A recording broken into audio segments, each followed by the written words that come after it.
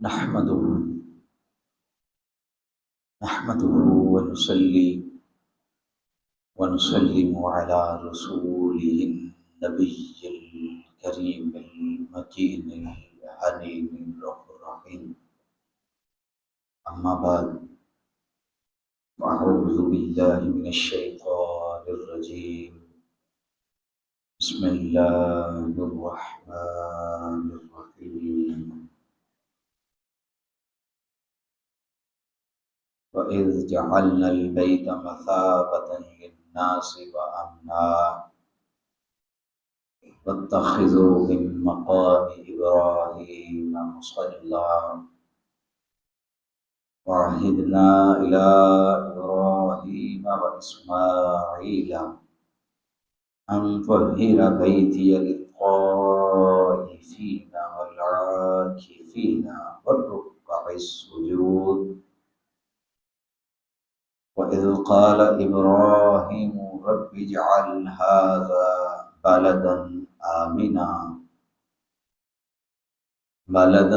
آمِنًا وَارْزُقْ أَهْلَهُ مِنَ الثَّمَرَاتِ مَنْ آمَنَ مِنْهُم بِاللَّهِ وَالْيَوْمِ الْآخِرِ. قَالَ وَمَنْ كَفَرَ فَأُمَتِّعُهُ قَلِيلًا ثُمَّ أَضْطَرُّهُ إِلَىٰ عَذَابِ النَّارِ وَبِئْسَ الْمَصِيرُ. وَإِذْ يَرْفَعُ إِبْرَاهِيمُ الْقَوَاعِدَ مِنَ الْبَيْتِ وَإِسْمَاعِيلُ رَبَّنَا تَقَبَّلْ مِنَّا إِنَّكَ أَنْتَ السَّمِيعُ الْعَلِيمُ. وَكَمَا قَالَ اللَّهُ تَبَارَكَ وَتَعَالَى فِي شَأْنِ حبيبه إِنَّ اللَّهَ وَمَلَائِكَتَهُ يُصَلُّونَ عَلَى النَّبِيِّ يَا أَيُّهَا الَّذِينَ آمَنُوا صَلُّوا عَلَيْهِ وَسَلِّمُوا تَسْلِيمًا. اللهم صل على سيدنا ومولانا محمد رسوله النبي الأمي وعلى آله وأصحابه وذرياته أجمعين.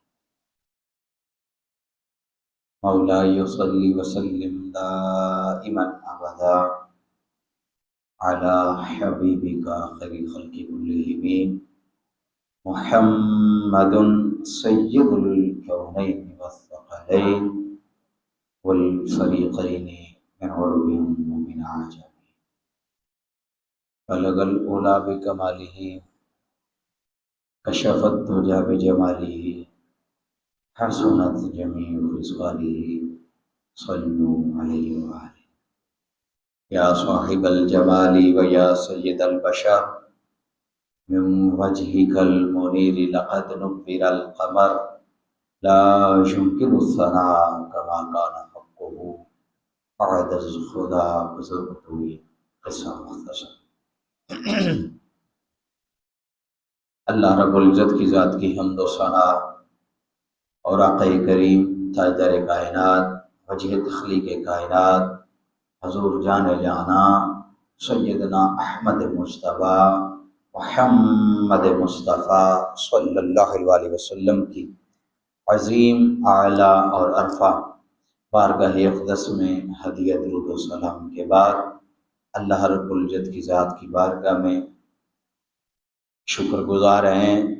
کہ جس نے ہمیں ایمان اور اسلام کی دولت سے مالا مال فرمایا،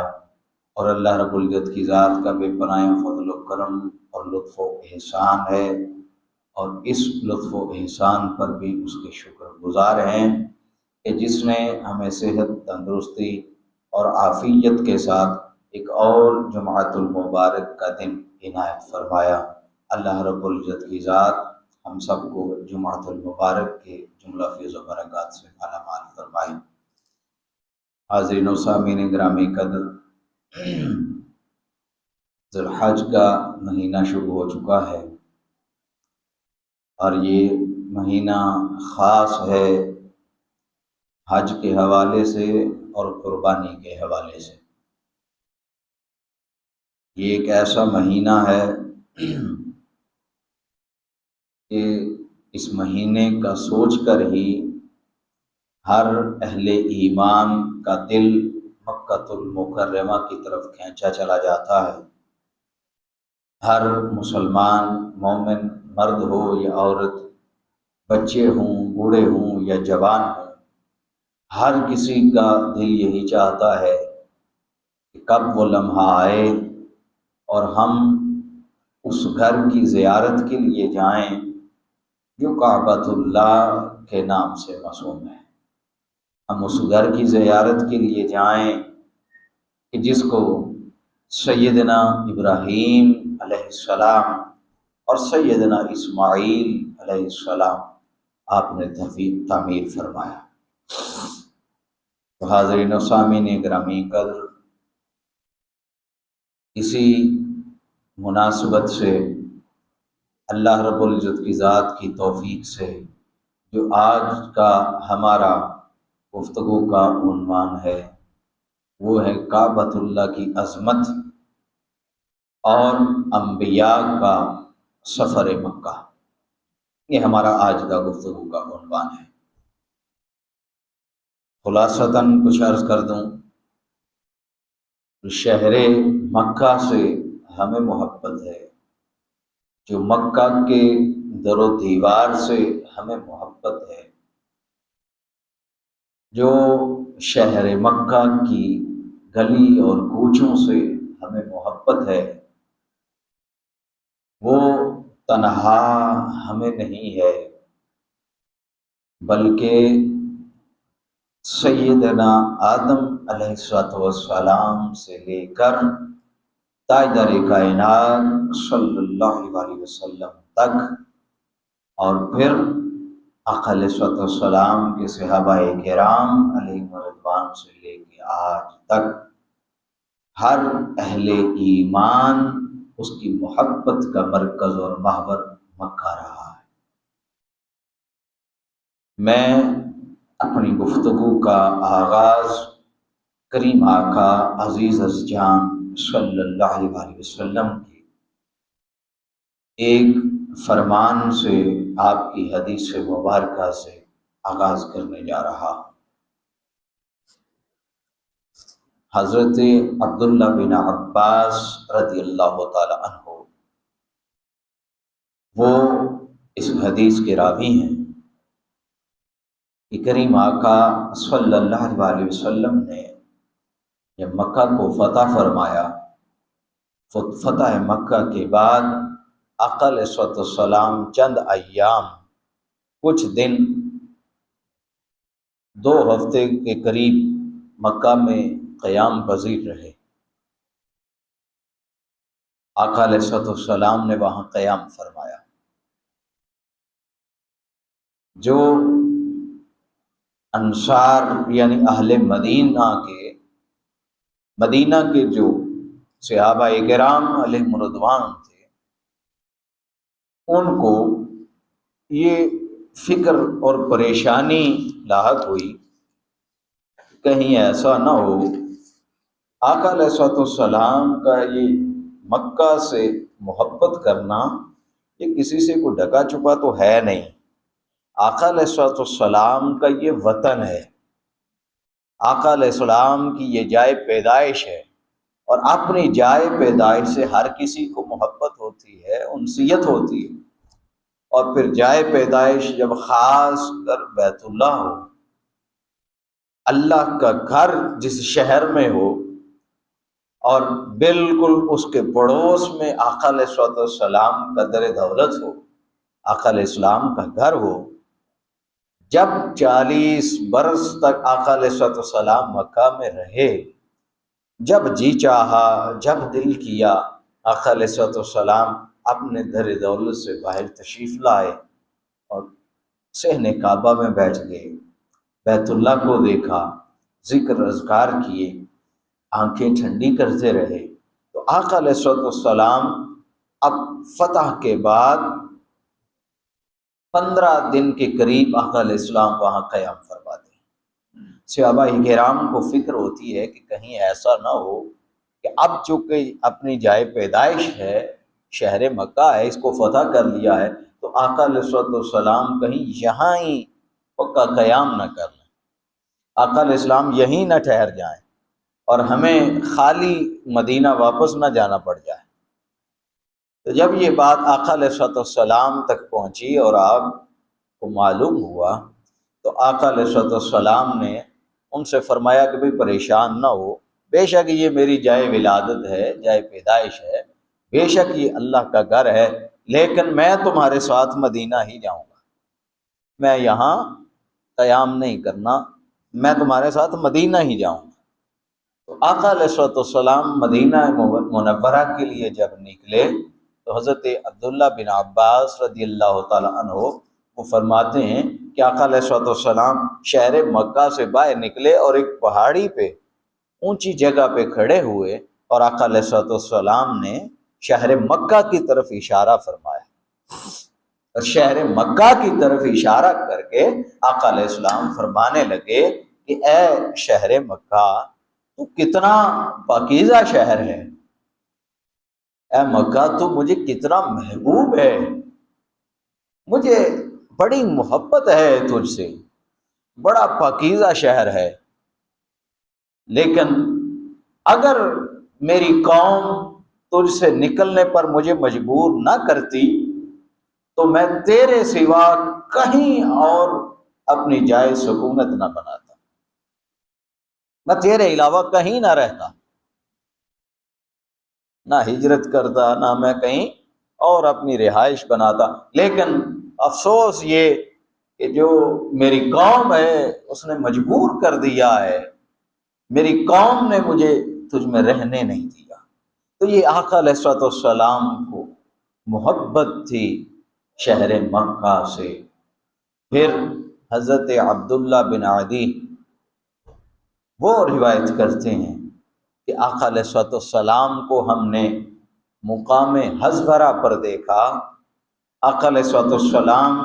سرزمین مکہ کو دیکھ رہے تھے، ایک اونچی جگہ پہ کھڑے ہو کے، ٹیلے پر کھڑے ہو کے آقا علیہ السلام سرزمین مکہ کو دیکھ رہے تھے۔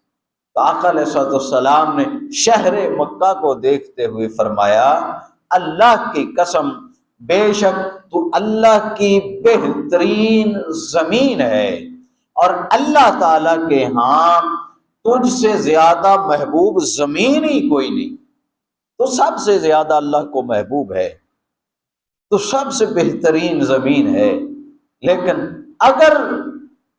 تجھ سے نکالے جانے پر مجھے مجبور نہ کیا جاتا تو میں یہاں سے کبھی نہ جاتا، میں کبھی تجھے نہ چھوڑتا۔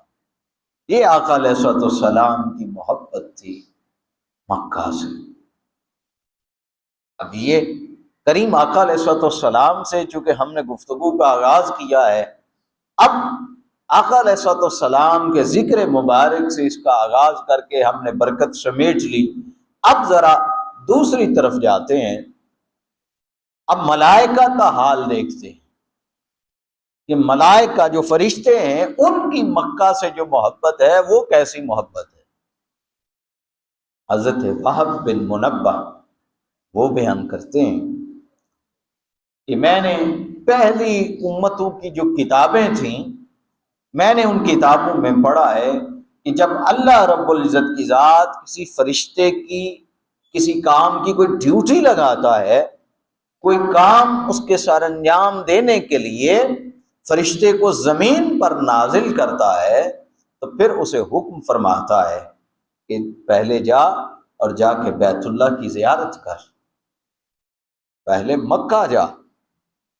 بیت اللہ کی زیارت کر۔ لہٰذا وہ فرشتہ جو ہوتا ہے جس کی ڈیوٹی زمین پر کسی کام کے لیے لگائی جاتی ہے، وہ فرشتہ زمین پر اترتا ہے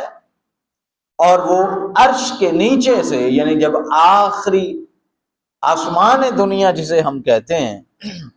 وہاں تک پہنچتا ہے تو پھر وہاں سے وہ احرام پہنتا ہے، فرشتہ بھی احرام پہنتا ہے،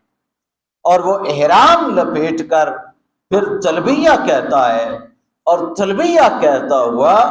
وہ خانہ کعبہ یعنی زمین پر اترتا ہے، صحن کعبہ میں اس کا نزول ہوتا ہے،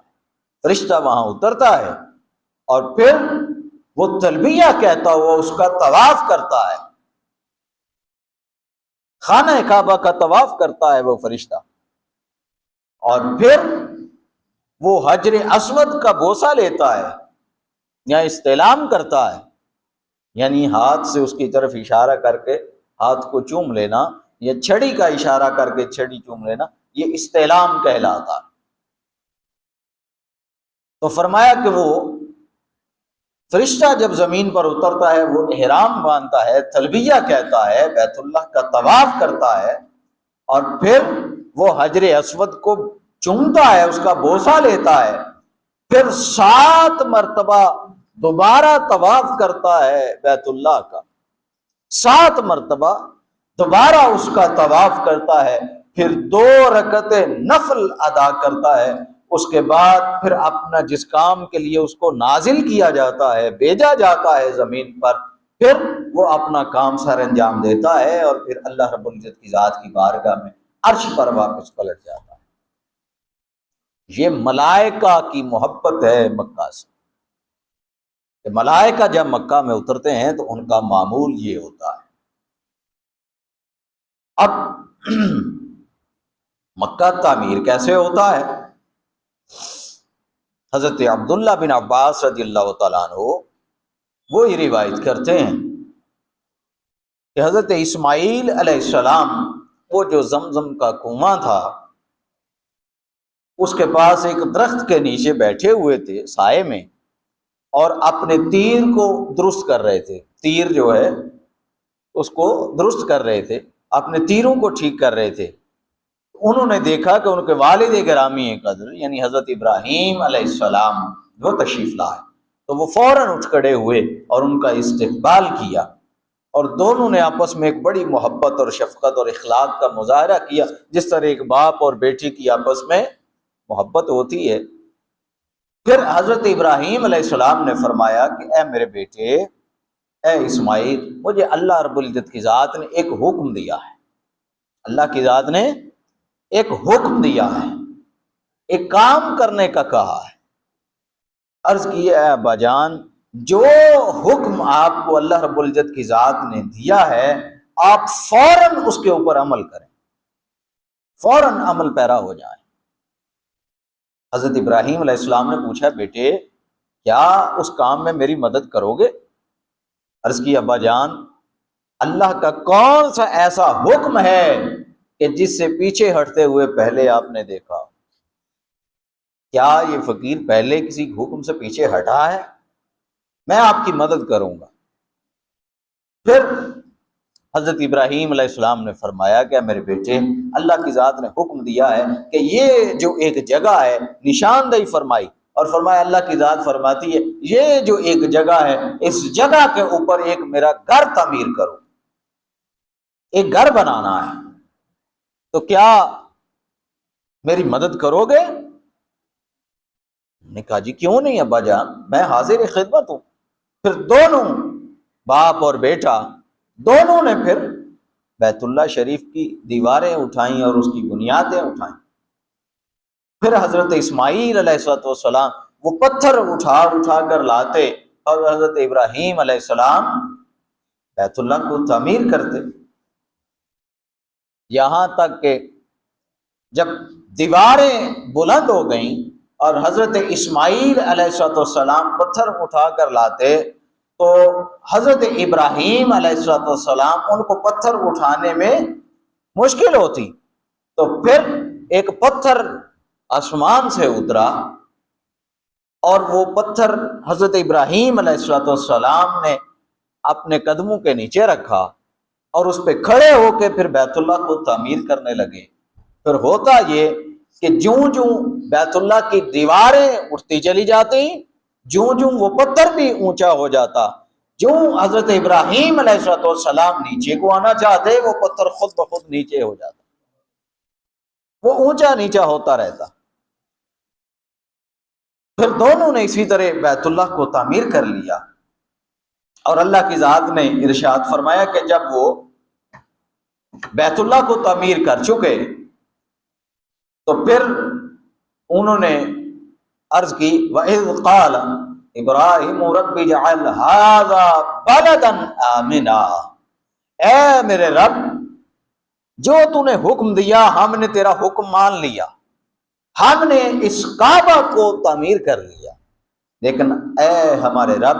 اب اس شہر کو قیامت تک امن والا شہر بنا،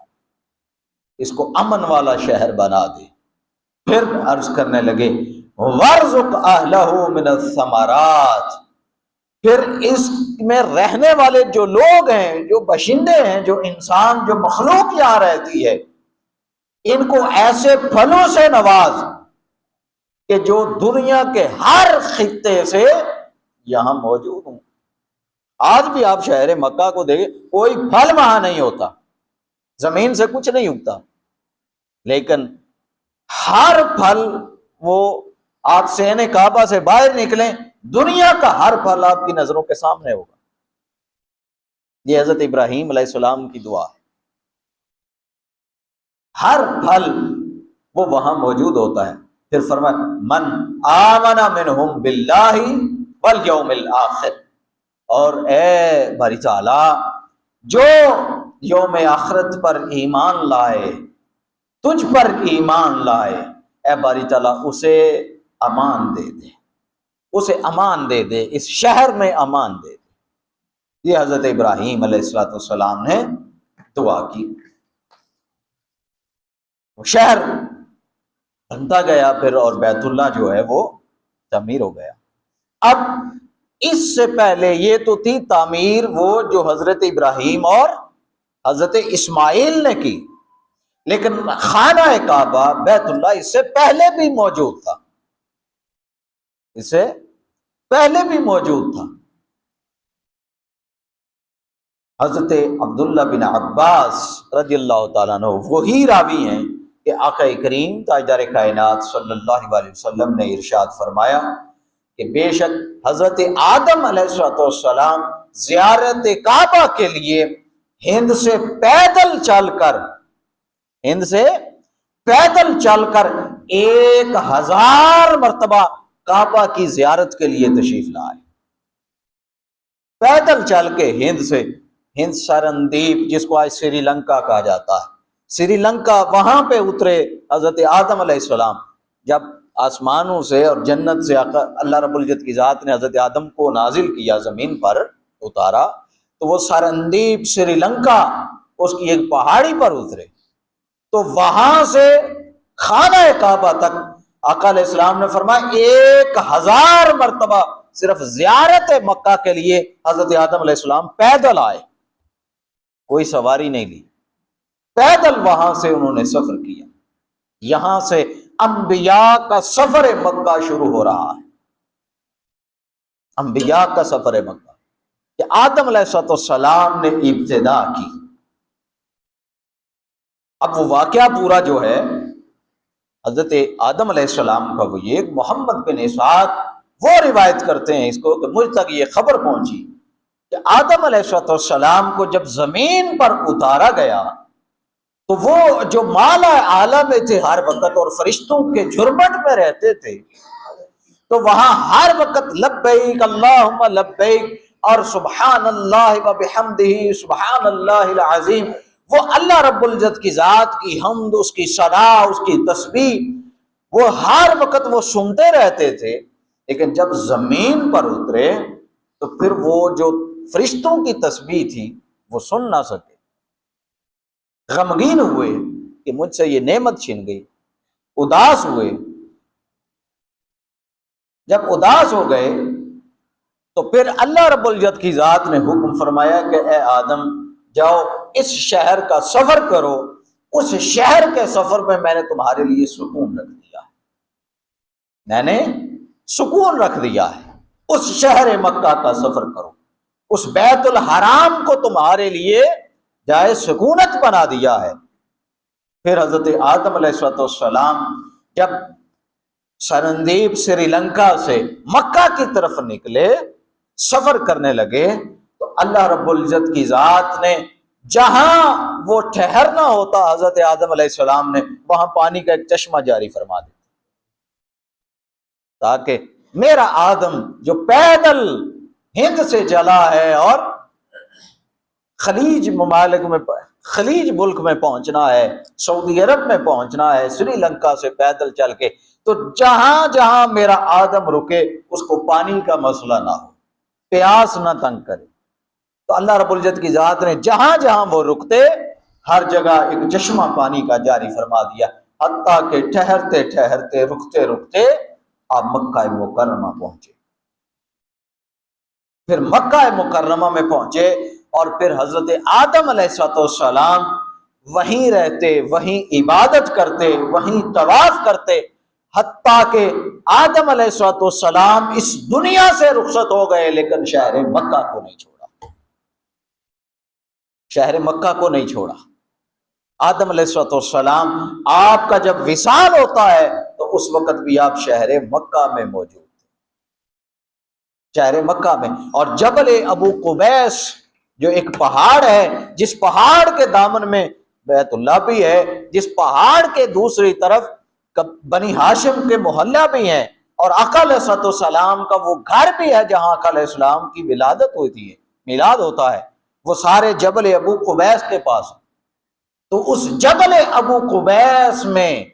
حضرت آدم علیہ السلام کی قبر بنائی جاتی ہے اور ان کو وہاں دفن کیا جاتا ہے۔ پھر اس کے کچھ مہینوں بعد حضرت اما حوا، ان کا جب انتقال ہوتا ہے تو پھر ان کو بھی حضرت آدم علیہ السلام کے پہلو میں جبل ابو قبیس میں ہی دفن کیا جاتا ہے۔ تو یہ سب سے پہلے نبی تھے حضرت آدم علیہ السلام، کہ جن کو بیت اللہ میں رہتے ہوئے جن کا وصال ہوا اور جن کو حدود حرم میں دفن کیا گیا۔ پھر اسی طرح حضرت عروہ بن زبیر وہ کہتے ہیں کہ مجھ تک یہ خبر پہنچی کہ حضرت نوح علیہ السلام انہوں نے بھی بیت اللہ کا حج کیا، حضرت نوح علیہ السلام نے بھی بیت اللہ کا حج کیا، وہاں تشریف لائے، اور طوفان نوح میں ڈوبنے سے پہلے وہ یہاں اس شہر مکہ میں موجود تھے۔ پھر جب وہ طوفان آیا اس کی جو بنیادیں تھی وہ ہل گئیں، جو نشاندہی تھی وہ ذرا مٹ گئی۔ پھر اس طوفان کے بعد حضرت ابراہیم اور حضرت اسماعیل علیہ السلام نے دوبارہ پھر اس خانہ کعبہ کو تعمیر کیا۔ لیکن جب طوفان نوح آیا تو اس طوفان نوح میں اس کی جو بنیادیں تھیں وہ ہل گئیں اور اس کی جو نشاندہی تھی وہ ختم ہو گئی۔ پھر اسی طرح حضرت ابراہیم اور حضرت اسماعیل علیہ السلام انہوں نے بیت اللہ کی تعمیر کے بعد کئی دفعہ پھر فلسطین سے مکہ جا کر پیدل حج کیے، حضرت ابراہیم اور حضرت اسماعیل علیہ السلام نے۔ آقا علیہ السلام نے فرمایا، اس کو امام ابن ہشام نے روایت کیا ہے، بیان کیا ہے، کہ آقا علیہ السلام نے فرمایا کہ حضرت ابراہیم علیہ السلام کے بعد کوئی نبی ایسا مبعوث نہیں ہوا کہ جو نبی تو بنایا گیا ہو لیکن اس نے بیت اللہ کا حج نہ کیا۔ ہر نبی بیت اللہ کا حج کرنے کے لیے آتا رہا۔ پھر حضرت موسیٰ اور حضرت یونس علیہ السلام آپ نے بیت اللہ کا حج کیا۔ آقا علیہ السلام، حضرت عبداللہ بن عباس اس کے راوی ہیں، فرماتے ہیں آقا علیہ السلام وادی ازرق کی طرف تشریف لے گئے، اور وادی ازرق کی طرف دیکھ کے آقا علیہ السلام نے فرمایا کہ بھئی یہ کون سی وادی ہے؟ صحابہ کرام نے عرض کی یا رسول اللہ یہ وادی ازرق ہے۔ آقا علیہ السلام نے فرمایا اگر یہ وادی ازرق ہے تو میں دیکھ رہا ہوں کہ گویا حضرت موسیٰ بن عمران علیہ السلام وہ اس وادی میں اللہ رب العزت کی ذات کی کبریائی کو بیان کرتے ہوئے اتر رہے ہیں۔ یعنی ایک پہاڑ ہے، اس پہاڑی سے، اس ڈہلوان سے اتر رہے ہیں اور اللہ کی حمد و ثنا کر رہے ہیں۔ پھر آقا علیہ السلام نے فرمایا، پھر ایک اور پہاڑی کی طرف تشریف لائے۔ آقا علیہ السلام نے فرمایا یہ کون سی پہاڑی ہے، یہ کون سا رستہ ہے؟ صحابہ کرام نے عرض کی یا رسول اللہ صلی اللہ علیہ وسلم یہ فلاں فلاں پہاڑی راستہ ہے۔ آقا علیہ السلام نے فرمایا میں دیکھ رہا ہوں کہ حضرت یونس علیہ السلام سرخ گنگریالے بالوں والی اونٹنی پر بیٹھا ہوا دیکھ رہا ہوں ان کو۔ حضرت یونس علیہ السلام کو دیکھ رہا ہوں کہ جیسے وہ سرخ گنگریالے بالوں والی اونٹنی پر بیٹھے ہوں، اور اس اونٹنی کی جو لگام ہے وہ کھجور کی چھال کی ہے، اور حضرت یونس علیہ السلام وہ تلبیہ کہہ رہے ہیں، اور آپ نے اون کا جو جبہ ہے وہ زیب تن کیا ہوا۔ یہ آقا علیہ السلام ہزاروں سال بعد خبر دے رہے ہیں کہ یہ جن وادیوں سے ہم گزر رہے ہیں ہم اکیلے نہیں ہیں، بلکہ ان وادیوں سے اللہ رب العزت کی ذات کے جلیل القدر انبیاء و رسل گزر چکے ہیں، وہ اس گھر کا حج کر چکے ہیں، وہ اس گھر کی زیارت کر چکے ہیں۔ پھر حضرت عبداللہ بن عباس وہ مزید بیان کرتے ہیں کہ آقا علیہ السلام کا دوران حج گزر ہوا ایک وادی سے، آقا علیہ السلام نے پوچھا اے ابو بکر یہ کون سی وادی ہے؟ حضرت ابو بکر صدیق رضی اللہ تعالیٰ عنہ عرض کرنے لگے یا رسول اللہ اس وادی کو وادی عصفان کہتے ہیں۔ آقا علیہ السلام نے فرمایا یہ جو وادی ہے وادی عصفان، یہاں سے حضرت ہود اور حضرت صالح علیہ السلام کا گزر ہوا تھا، یہاں سے وہ گزرے تھے۔ پھر آقا علیہ السلام نے فرمایا وہ جب اس وادیوں سے گزرے تو وہ سرخ اونٹنیوں پر سوار تھے، اور ان کی نکیلیں کھجور کی چھال کی تھیں، ان کے تیبند ابائیں اور ان کی چادریں چیتوں کی کھال کی تھیں، وہ تلبیہ پڑھ رہے تھے، اور اس قدیم گھر یعنی بیت اللہ کا طواف کرنے اور اس کی زیارت کرنے کے لیے جا رہے ہیں۔ یہ حضرت ہود علیہ السلام اور حضرت صالح علیہ السلام بھی اس شہر مکہ میں آئے۔ پھر اسی طرح حضرت ابو ہریرہ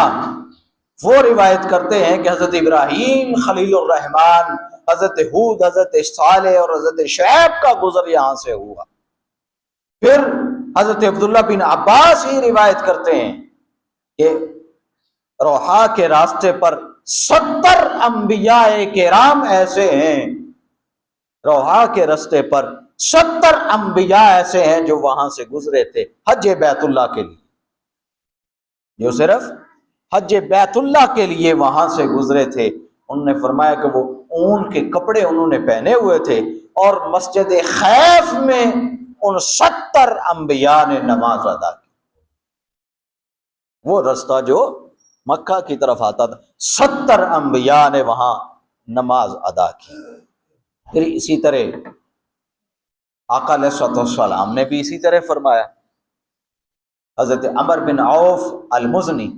انہوں نے روایت کیا ہے کہ آقا علیہ السلام مسجد روحا میں نماز ادا فرما رہے تھے۔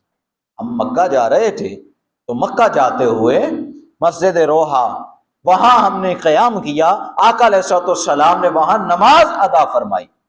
اور آقا علیہ السلام نے نماز ادا کر کے پھر ہمیں ارشاد فرمایا کہ لوگوں میں واحد نہیں، تنہا نہیں جس نے یہاں نماز ادا کی، بلکہ مجھ سے پہلے 70 انبیاء کرام اس مسجد میں نماز ادا کر چکے ہیں۔ تو گویا آج جو ہمارا کھنچاؤ ہے بیت اللہ کی طرف، آج ہماری جو خانہ کعبہ سے محبت ہے وہ فقط ہماری نہیں ہے یا امت مسلمہ کی نہیں ہے، بلکہ آدم علیہ السلام سے لے کر اب تک آنے والے ہر اہل ایمان کو محبت رہی ہے شہر مکہ سے۔ ہر نبی اور رسول اس کی محبت رہی ہے شہر مکہ سے، ہر نبی اور رسول کا سفر رہا ہے مکہ کی طرف۔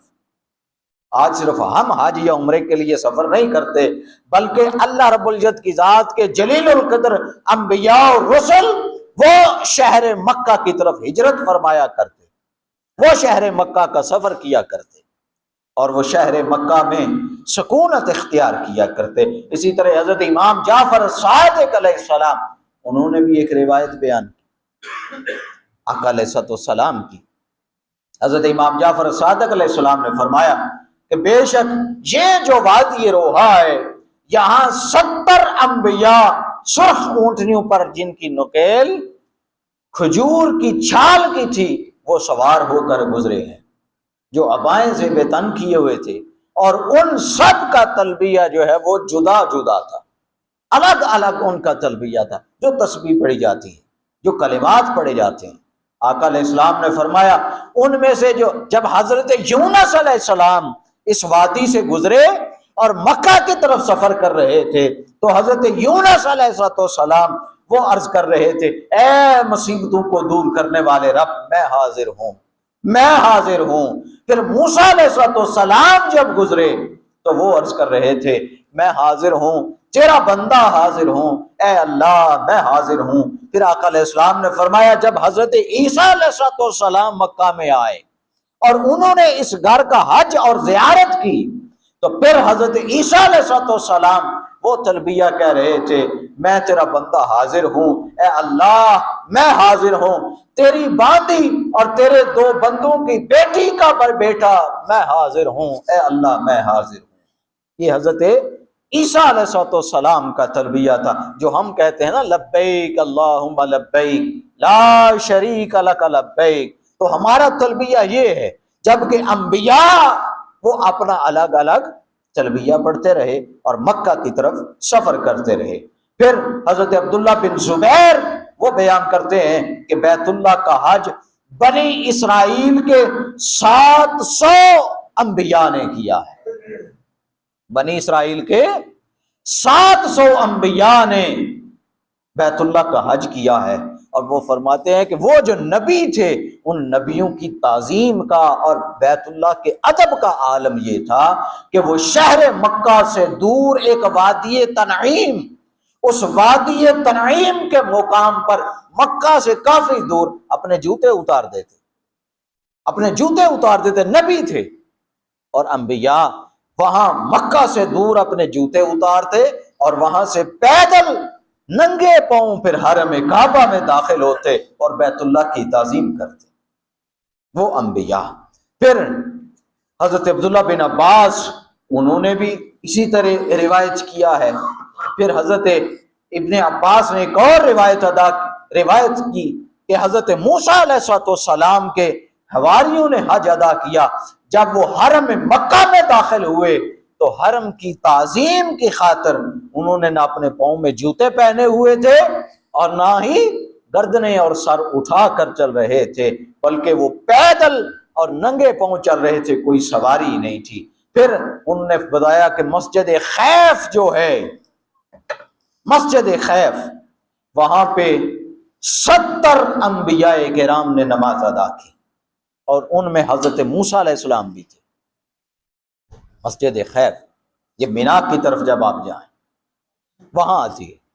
مسجد خیف، فرمایا 70 انبیاء کرام نے حضرت موسیٰ علیہ السلام سمیت وہاں نماز ادا کی۔ پھر حضرت عبداللہ بن عمر بیان کرتے ہیں آقا علیہ السلام نے فرمایا کہ یہ جو مسجد خیف ہے 70 انبیاء کی قبریں یہاں موجود ہیں، اس مسجد خیف کے صحن میں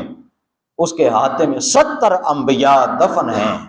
پھر حضرت مجاہد وہ روایت کرتے ہیں کہ آقا علیہ السلام نے فرمایا 75 انبیاء کرام نے بیت اللہ کا حج کیا، ان میں سے ہر ایک نے بیت اللہ کا طواف کیا، مینا کی مسجد میں نماز ادا کی، اور اگر آپ کے لیے ممکن ہو کہ مسجد مینا میں آپ سے کوئی نماز نہ چھوٹ جائے تو اس کا ضرور اہتمام کریں، کیوں کہ مینا کی مسجد میں نماز ادا کرنا انبیاء کی سنت ہے، اور یہ مینا کی مسجد وہی مسجد خیف جو میں نے بتائی۔ پھر کعبۃ اللہ جو ہے، انبیاء کی جو محبت تھی، انبیاء اس شہر کو نہیں چھوڑتے تھے، انبیاء اس شہر میں جائے سکونت رکھتے ہمیشہ۔ انبیاء جب اپنے فریضہ نبوت اور رسالت سے عہدہ برا ہو جاتے، جب وہ فریضہ پورا کر لیتے، فریضہ سر انجام دے لیتے، تو پھر اپنے اپنے علاقوں سے ہجرت کرتے اور آ کے شہر مکہ میں ٹھہر جاتے، پھر ساری زندگی اس شہر مکہ میں گزارتے، حتیٰ کہ اللہ رب العزت کی ذات کی طرف سے حکم آ جاتا اور امر الہی آ جاتا، تب تک وہ اس شہر مکہ میں موجود ہوتے، اس سرزمین مکہ میں۔ اور اس سرزمین مکہ کے علاوہ سعودی عرب کا کوئی شہر ایسا نہیں جس کی طرف تمام انبیاء، تمام ملائکہ اور جنوں انس سے زمین و آسمان کے تمام نیک بندوں نے سفر کیا ہو۔ امام حسن بصری انہوں نے فرمایا کہ انبیاء کرام میں سے ہر پیغمبر کو جب ان کی قوم جھٹلاتی تھی تو وہ شہر مکہ میں آ جاتے، قوم سے تنگ ہوتے، پریشان ہوتے، وہ شہر مکہ میں آ جاتے، مکہ معظمہ میں آ کے سکونت اختیار کرتے، پھر اللہ رب العزت کی ذات جب تک ان کو موت نہ دے دیتی وہ یہیں ٹھہرے رہتے، عبادت کرتے، طواف کرتے، حج اور عمرہ کرتے، پھر وہ فرماتے ہیں کہ یہاں صفا اور مروہ کی سعی کرتے رہتے، پھر وہ فرماتے ہیں کہ یہاں یہ صحن کعبہ مطاف جو ہے، اس مطاف میں 300 سے زیادہ انبیاء کی قبریں موجود ہیں۔ کتنے؟ 300 سے زیادہ۔ وہ مطاف، وہ صحن کعبہ جہاں ہم طواف کرتے ہیں، حضرت حسن بصری فرماتے ہیں کہ یہاں نیچے 300 سے زیادہ انبیاء دفن ہیں، ان کی قبریں یہاں موجود ہیں۔ پھر وہ فرماتے ہیں یہ جو خالی رکن یمانی اور رکن اسود ہے، یعنی 2 کونے ہیں خانہ کعبہ کے، بیت اللہ کے، ان رکن اسود اور رکن یمانی، ان دونوں کے درمیان 70 سے زیادہ انبیاء دفن ہوئے، 70 سے زیادہ انبیاء